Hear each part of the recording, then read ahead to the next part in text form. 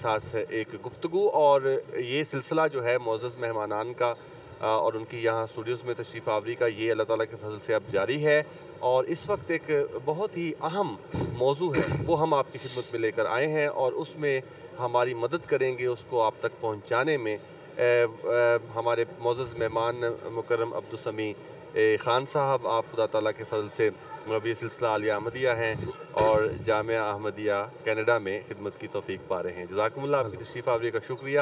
آپ کے ساتھ تشریف فرما ہیں مکرم محترم ڈاکٹر محمد داؤد مجوکا صاحب، آپ national secretary for external affairs Germany ہیں، یعنی امور خارجیہ۔ جزاکم اللہ، آپ کی تشریف آوری کا بھی بہت بہت شکریہ۔ ہم اس وقت جو ناظرین کی خدمت میں موضوع رکھنا چاہتے ہیں، مل کر کچھ پہنچانا چاہتے ہیں، وہ دنیا کے حالات ہیں جو اس قدر زبوں حالی کا شکار ہیں کہ چاہے آپ معیشت پہ نظر کریں تو بڑی بڑی جو اکانومیز ہیں دنیا کی، وہ اس وقت گویا آنسو بہا رہی ہیں، ہیلپ لیس ہیں۔ اگر سیکیورٹی کے جو معاملات ہیں ان پر توجہ کی جائے تو وہاں پر ایک بڑی مشکل صورتحال نظر آتی ہے، کہیں کوئی محفوظ نہیں۔ مولانا فرمائیے کہ اس کی کیا وجہ ہے، زمانہ اس طرف کدھر نکل گیا ہے؟ جی بھٹی صاحب، قرآن کریم نے ہماری رہنمائی فرمائی ہے اور سچی تعلیم تو وہی ہے جو ہمارے خدا نے بیان کی ہے۔ قرآن کریم سے معلوم ہوتا کہ انسان کی بد امنی اور بے اطمینانی کی سب سے بڑی وجہ خدا سے دوری ہے۔ جب انسان خدا سے دور ہوتا ہے اور شیطان کے چنگل میں پھنس جاتا ہے تو یقین کریں کہ سارے اخلاق ختم ہو جاتے ہیں، اور اگر کوئی اخلاق نظر آتے بھی ہیں تو وہ دراصل دکھاوے کے اخلاق ہوتے ہیں، پائیدار اخلاق نہیں ہوتے۔ سچا انصاف قائم نہیں ہو سکتا، کیونکہ خدا کو ماننے کے نتیجے میں ہی انسان آخرت پر ایمان لاتا ہے۔ اگر آخرت نہیں ہے تو جو کچھ ہے وہ دنیا ہی ہے، اس لیے ہر انسان یہ چاہتا ہے کہ جو کچھ ہے، جو کچھ اس کے بس میں، کرپشن کر لے، ہتھیار لے، ظلم کرے، فساد کرے اور اپنا گھر بھر لے، اپنی اولادوں کو مستقبل سنوار دے۔ انبیاء اسی وقت آتے ہیں جب دنیا خدا سے غافل ہو چکی ہوتی ہے۔ ایسے ہی وقت میں رسول کریم صلی اللہ علیہ وسلم آئے، اور ایسے ہی وقت میں مسیح موعود علیہ الصلوۃ والسلام تشریف لائے اس زمانہ میں جب دنیا پیشگوئیوں کے مطابق سائنسی ترقی کے ایک نئے دور میں داخل ہو چکی تھی، اور دنیا نے پچھلے 200 سال میں جو ترقی کی ہے اس کی وجہ سے دنیا میں دولت تو بڑھی لیکن خدا سے دوری بڑھتی چلی گئی۔ عین اس وقت پہ مسیح موعود آیا اور اس نے کہا کہ میں اس لیے آیا ہوں کہ دنیا خدا کو بھول گئی ہے، میں خدا کی طرف دوبارہ انسانوں کو راغب کروں، میرے آنے کی وجہ یہ ہے کہ میں خدا کی طرف بلاؤں۔ تو دنیا نے 200 سال میں جو کچھ کمایا وہ اسے اب داؤ پر لگا چکی ہے۔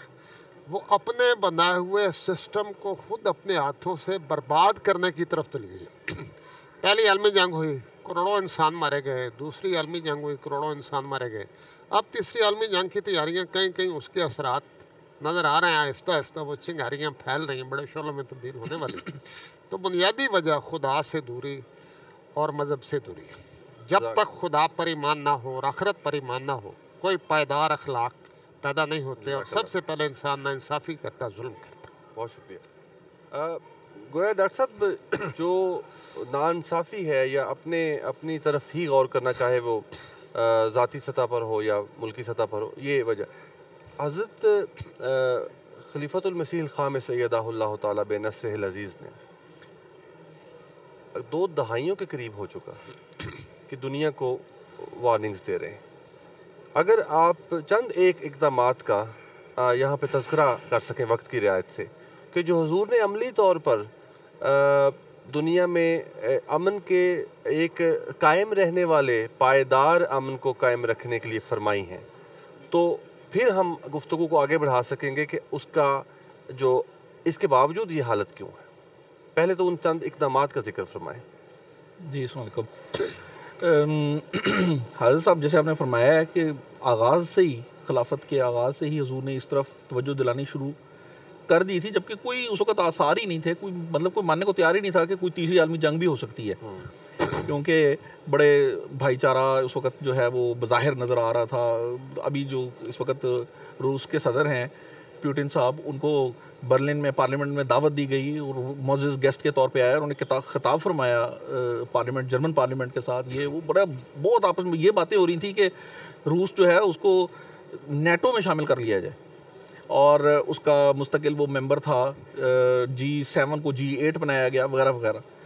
لیکن حضور نے اس وقت سے بتانا شروع کر دیا تھا آغاز سے ہی کہ دنیا تیسری عالمی جنگ کی طرف جا رہی ہے، اور وجہ جیسے امام صاحب نے بتایا ہے کہ جب خدا سے ہی دور جا رہے ہیں تو یہ جتنی ساری بھائی چارے کی باتیں یہ اصل میں ان کے پیچھے خود غرضی ہے یا دکھاوا، کوئی اپنے مفادات ہیں یا دکھاوا ہے. اور یہ ظاہر ہے کہ 2-4 قدم دور جا کے اس نے ڈھیر ہو جانا سب. تو حاج صاحب نے صرف وارننگ نہیں دینی شروع کی بلکہ ساتھ مختلف سطح کے اوپر اس پہ کام بھی شروع کر دیا. اور میں اگر اس کو تقسیم کرنا چاہیں تو میں اس کو یوں بیان کرنے کی کوشش کروں گا کہ ایک تو انفرادی سطح پہ سب سے پہلے تو یہ بتانا شروع کیا ہمیں احمدیوں کو سب سے پہلے اور دوسروں کو بھی سب کو کہ سب سے پہلے تو تم اپنے اندر خود امن قائم کرو نا.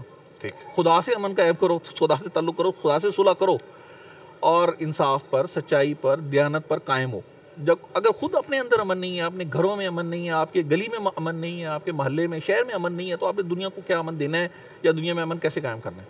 تو یہ ایک انفرادی سطح کی بات ہو گئی.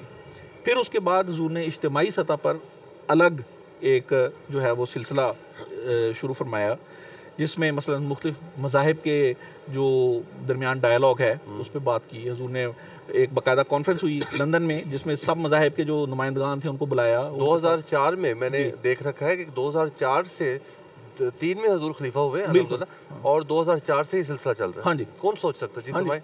بالکل. پھر دہشت گردی اور انتہا پسندی، اس کے متعلق حضور نے مختلف خطابات باقاعدہ اس موضوع کے اوپر جو ہے خطاب فرمایا، بتایا کہ یہ غلط ہے، اس کا یہ نقصان ہوگا. جو اپنے سیاسی مفاد کے لیے یہ آئیسس کو، داعش وغیرہ کو سپورٹ کر رہے ہیں، یہ بعد میں انہی کے اوپر پھر جو ہے مسائل جو ہے وہ الٹ جائیں گے. تو اس لیے اور پوری دنیا کو بھی پھر لپیٹیں گے. حضور نے بار بار شام کے حوالے سے اور مختلف ملکوں کے حوالے سے بتایا کہ اگر اس کو نہیں کیا تو یہ بعد میں پھیل کے لفظ استعمال فرمایا کہ تیسری عالمی جنگ بھی اس سے ہو سکتی ہے شروع. پھر اسی طریقے سے انسانی ہمدردی اس کو فوکس میں لایا جو حضور کے زمانے میں میرے خیال میں آپ دیکھیں کہ بہت بڑا فوکس ہے ہماری جماعت کا. ہیومینٹی فرسٹ کو دیکھ لیں یا اور دوسری چیزیں دیکھ لیں مختلف. جرمنی میں ہمارے النصرت شروع ہوئی ہے. بالکل جزاک اللہ. اس قسم کی چیزیں. یہ چند اقدامات کا ذکر ہوا. مولانا آپ ان دنوں کینیڈا میں ہیں تو حضور نے دنیا کے مختلف ممالک میں انکلوڈنگ کینیڈا یہ صرف یہاں تک نہیں سلسلہ رہا کہ خطبہ جمعہ میں حضور نے ارشاد فرمایا ہو یا ایک خطاب فرمایا ہو. حضور تو خود تشریف لے کے گئے ہیں. ذرا وہ بھی ہمارے ناظرین حیرت انگیز بات ہے. دنیا کی تاریخ میں یہ بات انشاءاللہ آئندہ لکھی جائے گی انشاءاللہ کہ ایک مذہبی رہنما ہے اور وہ دنیا میں امن کا پیغام لے کر گھر گھر پھر رہا ہے. اور جماعت احمدیہ اللہ تعالیٰ کے فضل سے جو اپنا جتنا بھی اثر رسوخ ہے، جتنی بھی ہماری طاقت ہے، جتنی بھی ہماری کوشش ہے وہ ہم کر رہے ہیں. حضرت صاحب نے امریکہ میں کیپٹل ہل میں گورنمنٹ کے افسران سے خطاب فرمایا، جرمنی میں خطاب فرمایا، کینیڈا میں خطاب فرمایا، یورپین پارلیمنٹ سے خطاب فرمایا اور دنیا کے ہر اس اہم موقع پر خطاب فرمایا جس سے لوگ اس کا اثر لے سکیں اور پیغام دنیا تک پہنچے. اور اب بظاہر عجیب بات ہے کہ انہی ملکوں کے لوگوں کے افسروں کے سامنے کھڑے ہو کر انہیں کو متنبع کر رہے ہیں، ان کی پالیسیوں پر تنقید کر رہے ہیں اور ان کو بتا رہے ہیں کہ یہ غلط کر رہے ہو، یہ غلط کر رہے ہو، یہ غلط کر رہے ہو. تم ایک طرف داعش کے خلاف بھی بولو، داعش کو اسلحہ بھی مجھے کر رہے ہو. تم ایک طرف امن قائم کرنے کی باتیں کرتے ہو اور امن کے خلاف اقدامات بھی کر رہے ہو. یہ ایک مذہبی لیڈر سے بظاہر بعید ہے اور دنیا میں کوئی اس وقت مذہبی رہنما پوپ سمیت ایسا نہیں ہے جس کو دنیا کے امن کی فکر ہو. مولانا جزاکم اللہ. یہاں پہ جو ناظرین محترم مولانا جن باتوں کی طرف ذکر فرما رہے ہیں وہ سلسلہ کوئی 1 2 4 خطبات تک محدود نہیں ہے. وہ جیسا کہ میں نے عرض کیا تقریباً 2 دہائیوں پر مشتمل ہے. وہ تمام کا تمام خزانہ جو حضور نے دنیا کے امن کے قائم رکھنے کے کی خاطر بیان فرمایا. اس میں سے چند جو چنیدہ موتی جو ہیں وہ ہم آپ کی خدمت میں پیش کرتے ہیں کہ اگر کسی کو اثر ہو خدا کرے دنیا کو تو ان چند باتوں کو ہی چند جملوں کو ہی اس پہ اگر عمل کر لیا جائے تو دنیا کا امن جو ہے وہ گویا دہلیز پر رکھا ہوا ہے. آئیے آپ بھی ہمارے ساتھ مل کر سنیے. In conclusion, I would like to reiterate once again that the world stands in desperate need of peace and security. This is the urgent issue of our time.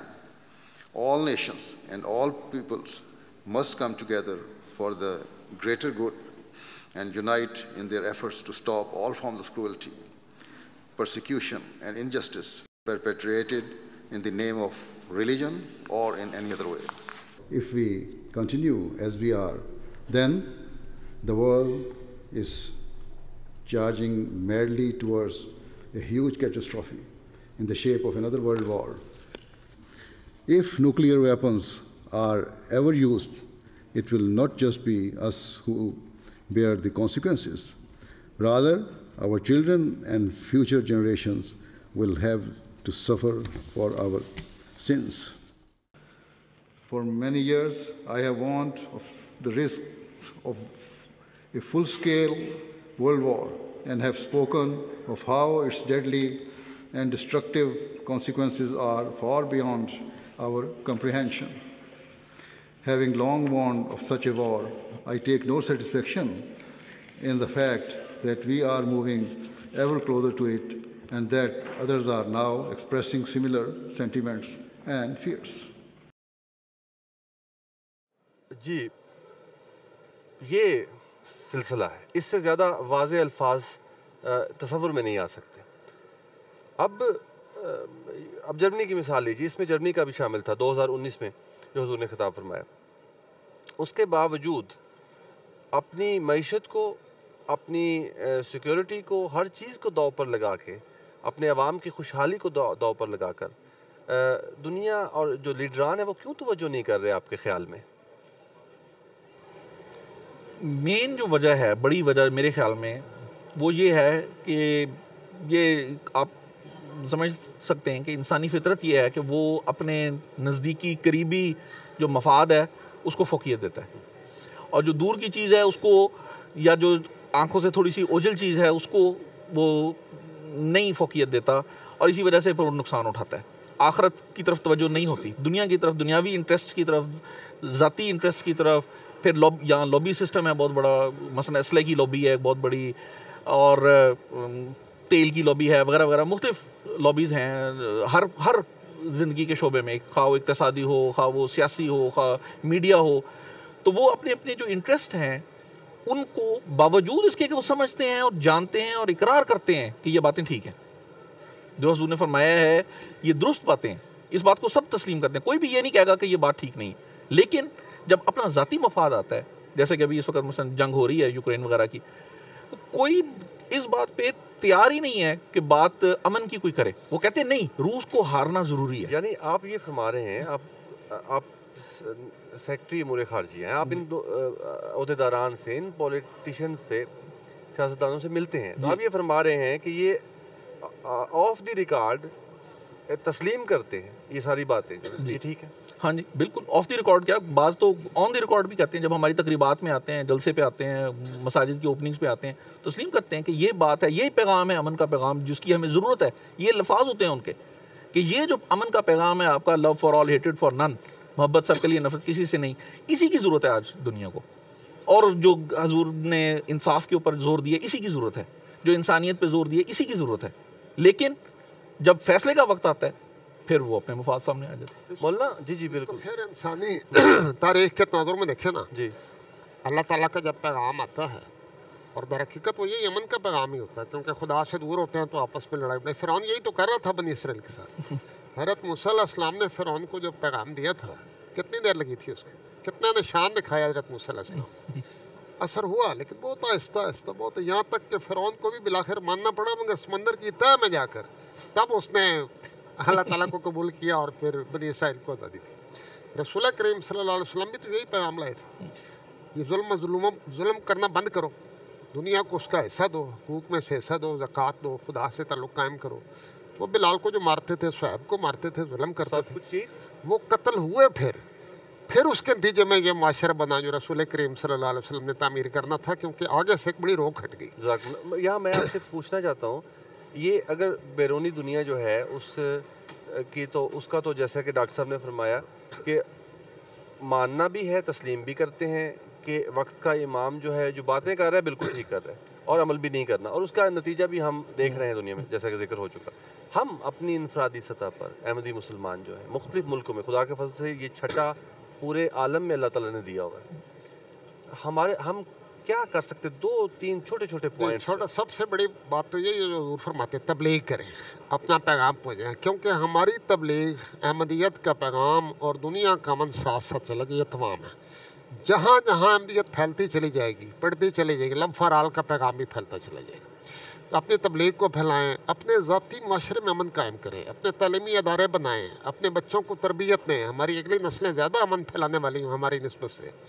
جماعتی پروگرام جتنے ہیں اس میں خدا کے ساتھ اپنے آپ کو جوڑیں، دنیا تک پیغام پہنچائیں. حضرت صاحب یہی فرماتے ہیں کہ جہاں جہاں آپ کے دائرے میں کوئی کاوش ہو سکتی ہے وہ کریں. اس لیے فلائر بھی تقسیم کیے جا رہے ہیں، فولڈر بھی تقسیم کیے جا رہے ہیں. قرآن کے ترجمے ہم کس مقصد سے کر رہے ہیں؟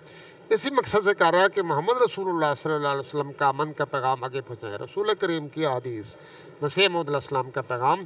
تو خلاصہ یہی ہے. ہمارے پرسوں کے خطبہ جمعہ میں حضور نے یہی پیغام دیا ہمیں، جتنا آپ خدا سے تعلق قائم کریں گے دنیا امن کی طرف بڑھتی چلی جائے گی. اللہ کرے کہ ہمیں اس کی زندگی میں انشاءاللہ تعالیٰ العزیز. جزاکم اللہ تعالیٰ احسن الجزا. میں دونوں مہمانان کی تشریف آوری کا بہت شکر گزار ہوں. اپنے جلسہ سالانہ کے موقع پر اپنی مصروفیات میں سے وقت نکالا.